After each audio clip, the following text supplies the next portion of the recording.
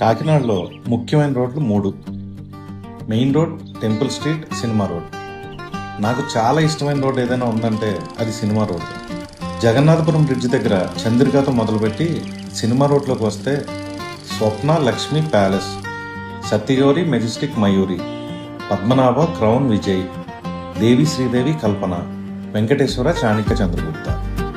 ఈ రోడ్డుకి దగ్గరలో మెయిన్ రోడ్లో తిరుమల థియేటర్, భానుగుడి సెంటర్లో పద్మప్రియ, ఆనంద్, అంజని, గీత్ సంగీత్. మొత్తం 22 థియేటర్లు ఉండేవి. బహుశా ఒకే ఊరిలో ఒకే ఏరియాలో ఇన్ని థియేటర్లు ఇంకెక్కడ ఉండవేమో. అప్పుడు ఎంటర్టైన్మెంట్ అంటే సినిమానే. సినిమా రోడ్డుకి వస్తే చాలు ఏదో ఒక థియేటర్లో టికెట్ దొరికేస్తుందనే కాన్ఫిడెన్స్ ఉండేది. ప్రతి థియేటర్తో ఒక జ్ఞాపకం, ప్రతి పోస్టర్తో ఒక ఎమోషన్.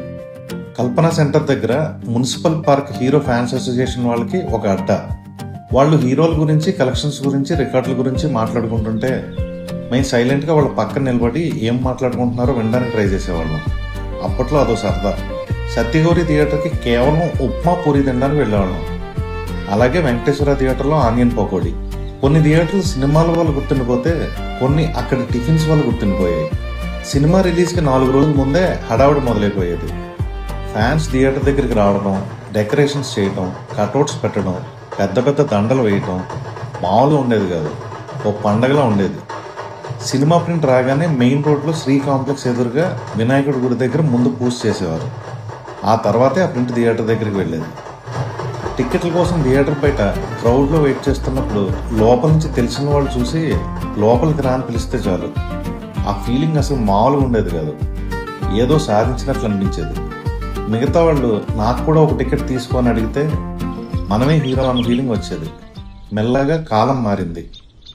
మల్టీప్లెక్స్లు వచ్చాయి. సింగిల్ స్క్రీన్స్ కనుమరుగవడం మొదలైంది. ఓటీటీలు, కొత్త ఎంటర్టైన్మెంట్ ప్లేస్లు ఇవన్నీ కలిసి సింగిల్ స్క్రీన్స్కి పెద్ద ప్రమాదంగా మారాయి. ఇప్పుడు సినిమా రోడ్లో ఉన్న 15 థియేటర్స్లో 8 థియేటర్లు మూసేశారు. ఒకప్పుడు కళకళాడుతూ ఉండే ఆ రోడ్డు ఇప్పుడు బోసిపోయింది. కానీ ఆ విజిల్స్, ఆ పోస్టర్లు, ఆ టికెట్ క్యూలు ఇప్పటికీ మనసులో అలాగే ఉన్నాయి. సినిమా రోడ్ అనేది కేవలం ఒక రోడ్డు కాదు, మా తరం జ్ఞాపకం.